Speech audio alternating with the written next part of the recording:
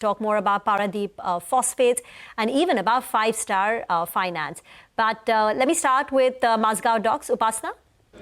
Well, overall, the company has reported a weak set of numbers, mainly due to weak execution and even higher other expenses that have impacted the performance of the company.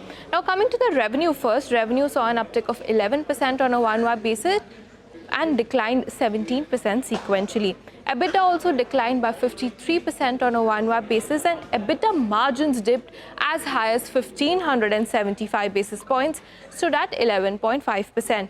Net profit stood at 452 crore, down about 35% on a YoY basis.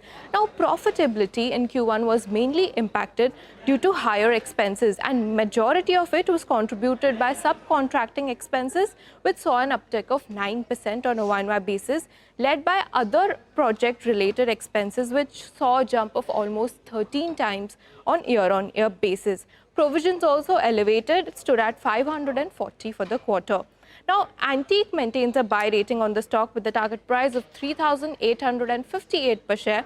It says that the elevated provision impacted the overall profit margin of the company, but the follow-on Scorpion and P-75 submarine project, it's boosting the order book and it maintains the midterm growth going forward for the company on the back of this. It says that the margin volatility from provision hikes is likely behind for the company, and potential delay in order is flagged as a risk by the brokerage. Overall, for FY26, it has cut EPS by nearly about 8%, and for FY27, the brokerage has unchanged its EPS estimates.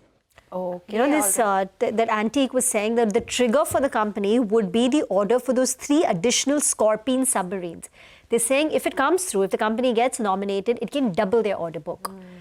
So that's, you know, the big trigger that Antique is looking out for. Okay, all right. So we'll watch out for that one. But the other stock in focus